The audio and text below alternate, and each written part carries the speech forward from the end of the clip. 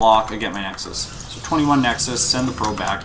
I send the probe back right away because if they sent a Reaper around the map to scout, it could come in later and kill that probe if it's just sitting there mining. My Mothership Core was like 30 minerals late, but you get a Mothership Core, Chrono Boost it, get a gas. So you go Mothership Core, gas, pylon, probe, warp gate.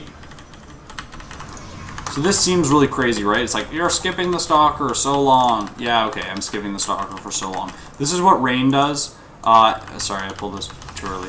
But this is what rain does, and I think it's really good. And then you can Chrono Boost the stalker now. And you can use the Mothership Core to go like this around your Nexus in this sort of like small motion. And what that does is it, like, because the Reaper is going to have to move in a larger motion. And because of that, the Reaper, so I'm going to pause, but because of that, the Reaper will never actually be able to kill probes because you can take the smaller circle around your base. So then what you get is you get a 28 robotics facility. This robotics facility is going to help you scout very early. It's going to help you get observers out to spot for drops. So then at about 5 minutes, I send the Mothership Core over here, like away from my Nexus, just because, and then 29 you get a stalker. I send the Mothership Core out here because I want to know, like, I want to be able to be close to my natural if I need to just defend against a marine poke or something. I also missed it, but at 4 minutes, like right after you start the Mothership Core, you can send that probe back to check for their expansion. So you can just poke out with these stalkers. I'm playing like really slow because I'm talking while I'm doing it, trying to explain everything. You can use the first 2 stalkers to poke out, take the watchtowers. At 4 minutes, you can send that probe in, scout for the expansion. If they went Reaper, their Reaper will be halfway across the map. And so that probe will walk straight into their main and you'll read their entire build. You'll go, okay, there's 2 more barracks, it's just barracks, I don't need my cannons and my mineral lines. Or it will walk in and see like, oh, factory, or you'll see no expansion, factory, starport, and then you're like, okay, well, I'll build cannons right now. So I missed the timing here, but at 35, you're going to get a forge. And I'm going to send these guys down to mine. You can get an observer, you get a 40 pylon. Ugh, my mouse accuracy. 40 pylon. Then you're going to get 44. After the second observer, you're going to get both gases. Or it's like 42 to 44 because sometimes you can get it earlier, which is really nice. And you can see here I went 2 stalkers, 1 sentry. So this first observer, you use it to scout the enemy's base. The second observer here and the third observer there. The reason you do that is because you want your observers to cover the most probable drop locations. Sometimes they'll drop through here, but not as much at lower levels. Really only my friend who's like almost Grandmaster drops through there. Everyone else tries to get into the mineral line. He tries to drop under my Mothership Core to kill it, which is super smart, super smart. So here you can add 2 gateways, finally. So the 2 gateways come down on about 52 supply, and then you can get your robotics bay. You can see I'm pooling a lot of Chrono Boost because I haven't been playing well. You can just Chrono probes. So now what you're going to do is you're going to put up a Twilight as well. Doesn't work nicely on this map. Should move the pylon over 1 hex. Okay, here is something important. So I'm actually going to cancel those probes. I've reached saturation at both bases. Cut probes. This is important. Not many people actually do this. And then I add gateways when you're cutting probes. If you're okay, here's another thing. If you're going a Templar style, if you got the robotics bay, then you're gonna not add gateways right now. But if you are gonna go a Templar style, you're gonna want to add to 7 gateways because you can more efficiently spend money with Templar because it's like you build 2 Templar that uses all your gas, then you build 5 Zealots that uses all your minerals or something like that. So you're going to need more gateways to produce efficiently off of that. Like I see a lot of casters and they're like, oh, he's building 7 gateways, like it must be an all-in, and then it's like maybe he's just going Templar and it's not actually an attack and it's completely standard, but you need more gateways to actually macro properly. If you're going Colossus, you need 5 gateways and a Robo. That's like pretty much the ideal number. It's been like that since Wings of Liberty. Can you write in chat the name of the map? Yes, of course I can. It's called, just search Salt in custom games. The map is so amazing. You can do like a million different things with it. There are a couple flaws. One of the maps, Derelict Watcher, like when you restart it, one of your gases doesn't work and it's really frustrating. Like your probes just like don't go into it. It's weird. So I always use Belshire Vestige. It's just like my practice map. Also, if you're Zerg and you upgrade Overlord speed, your Overlord at the beginning of the game when you restart will still have Overlord speed. So that's a little frustrating. But I just like, if I'm practicing a Zerg build or something, you just like don't upgrade Overlord speed. Because you really don't need that for a lot of the builds. But maybe you'll need it now because they're that buff. But yeah. I'll just check the time so I don't miss my coaching. So now, what we're going to do is we've added 5 gateways. We have 2 Stalkers, 1 Sentry. You can obviously like warp in more stuff if you need to. You don't have to though. Like if you can not warp in anything else, it's best. But if they push, you might have to. So you have to play a little bit like Zerg, in the fact that it's like probe when, like in this case, it's just do you build units or do you build tech. So you're gonna choose to tech if they're not being aggressive, and if they are, then maybe you're gonna warp in some units. So here we go. I'm cutting probes. The reason is my robotics bay is about to finish up and I want to have 500 minerals when it finishes up. So you see if I cut probes here, I'm going to have 500 minerals so I can get the Colossus. Both of them at the same time. Then right after this, you're going to have 150 minerals and you're going to be able to put that right in, or almost 150 minerals, and you can put that right into Blink. So now you can get a Stalker. Like the goal now is to get up to 6 Stalkers as fast as possible. And so the reason you want to go up to 6 Stalkers is just because 6 Stalkers is the number that 2 shots a medevac. And so if you can 2-shot a medevac, you're going to deny drops a lot better. Whereas if you 3-shot it, it's more likely that the medevac will unload units. And it's very bad if a medevac unloads units against Stalkers. Because Stalkers really are like, you have to deny the drops or just kill them while they fly in.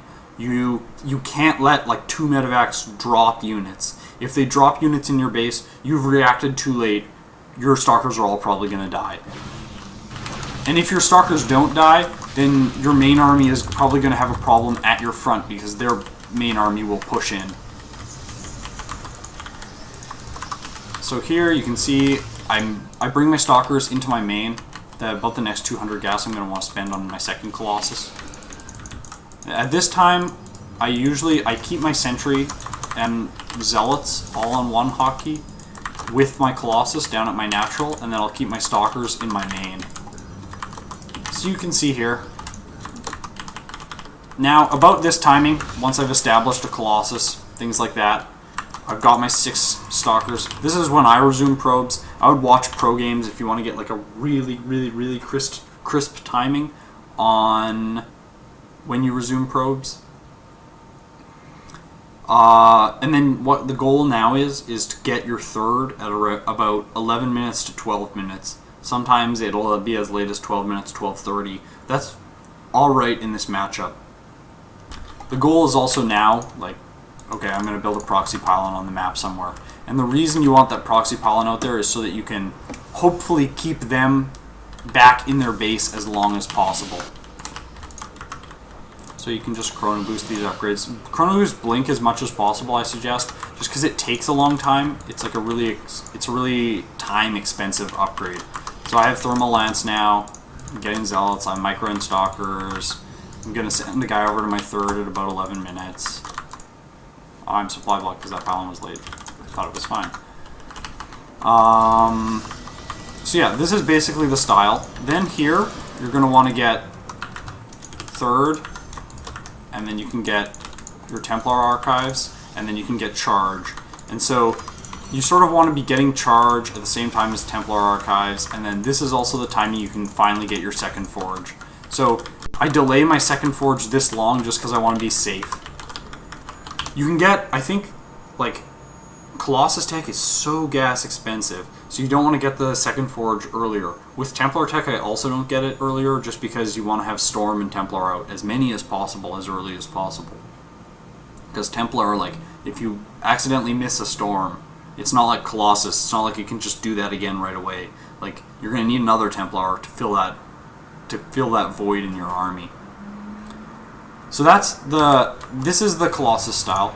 Now, the goal is just get that out as fast as possible. Also, get a Warp Prism right after your last Colossus so that you can immediately start harassing.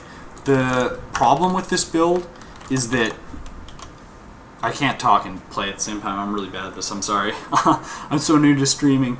But the reason that Colossus play is, I think, weaker than one Colossus into Templar is just because you can't get a Warp Prism out as fast. And a Warp Prism really allows you to, like, be in Terran's face. Like, I'm going to attack your third and your main at the same time, and I'm taking my third, like, on 11 minutes behind that, and there's nothing you can do about it. People say, like maybe it was Rotterdam or someone said, like, first takes insanely early thirds, and, like, no one can do that, and, like, it's just because he's magical or whatever. But he's not magical. He just plays Templar-based styles without Colossus and has a Warp Prism and stuff. When he was playing against Fantasy, it was like Dark Templar or Zealots in the main and stuff like that, and it was really giving him map control, and he was building Immortals behind it, so his army was very strong, and skipping Colossus tech altogether. So that's the reason I think that build is, like, has an advantage over this Colossus play. But this Colossus play will, like, you should probably be able to go straight into low Masters League by just doing this Colossus play every game, because you're going to defend drops really well. And also the first two, if you go back and watch the VOD, you can go back and see when I put down my first additional 2 gateways to bring me up to 3. That is the time when you can spend that 300 minerals to build cannons if you need them. Or you can, like, if it's like some crazy, like, proxy or something, I guess you can cut probes and then build cannons, and, like, completely stomp anything that comes at you. So I'm just gonna play and not talk for a little bit, just because I want to really show how this build works out.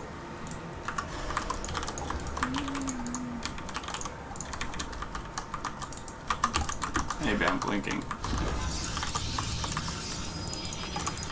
Oh, I can't.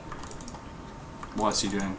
That's another thing, like, make sure you intelligently rally your Robo, because sometimes you'll rally it, and then it's just like, uh-oh, my Colossus walked into their army, I lose.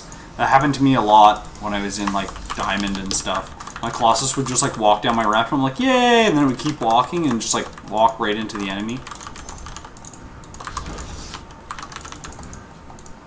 Okay, this is something I learned the other day, which is you need to keep your Templars on defense until they have Storm.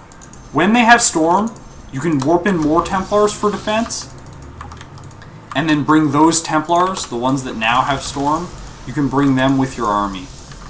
The reason is, like, right now, if he drops my main, and I have all my Stormless Templar down there with my army, I can't defend well at all.